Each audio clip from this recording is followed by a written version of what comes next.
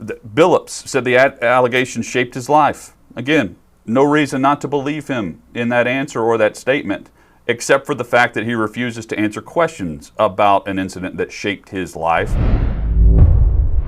Chauncey Billups' press conference yesterday, where he was introduced as the next Blazers head coach. No surprise, and no surprise that the media came with questions about a 1997 incident that was settled in civil court, in district court in Massachusetts. We've tweeted out a link to that case where the case involves Antoine Walker, Chauncey Billups, Ron Mercer, and Michael Irvin.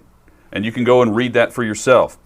We discussed earlier this week that some fans and media in Portland were not pleased with the fact that Billups was going to be the next head coach over Becky Hammonds, over Mike D'Antoni, with this past allegation and past settlement dating back, 24 years. This has been out in the public. It's nothing new, and it's nothing that the Blazers were trying to hide. They handled it properly. I can't say they didn't. With an internal investigation, they hired a private investigator to look into things. Neil O'Shea's the general manager. His opening comments at the press conference were standard and what you might expect as a fan or as a media member, as a general public sitting there wanting to know why the team decided to hire Chauncey Billups. Billups also, in his initial comments, I thought things were fine. Though these internal investigations are always going to turn up what the person who hires the internal investigator wants. In pro sports, I can't think of an investigation that hasn't come out where the team ultimately that hired the investigator wanted it to come out. So the presser was going on around the time, it had just ended around the time that the weather delay started in the College World Series. So they were showing on your TV guide, it would have said College World Series. They were doing a special sports center before they tossed it to alternate programming. And within this report, they were not discussing that the media was completely shut down from asking follow-up questions about this incident from '97 with Billups.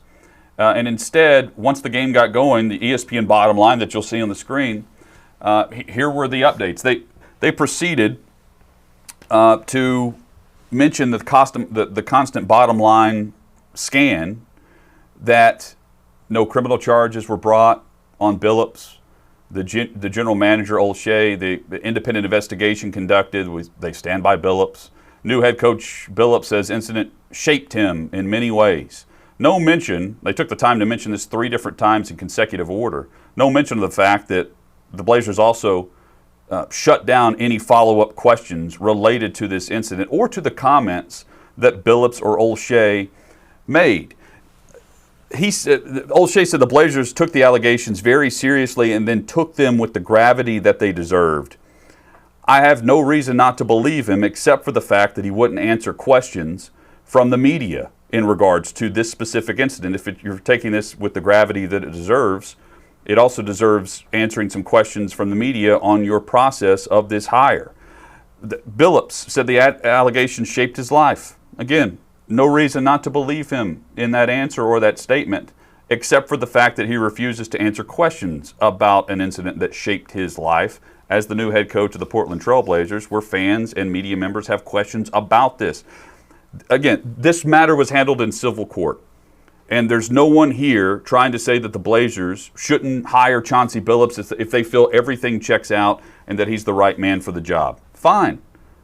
But the media also deserves the opportunity to ask any question it so desires and should not be shut down or tamped out for asking a question about a comment made by the new head coach in the opening statement. And that's exactly what happened. Thanks for watching. Be sure to subscribe and hit the bell so you're notified every time Outkick 360 goes live. We are live weekdays, 11 a.m. Central, noon Eastern, right here across the Outkick network. And while you're at it, like this video and let us know what you think in the comments below.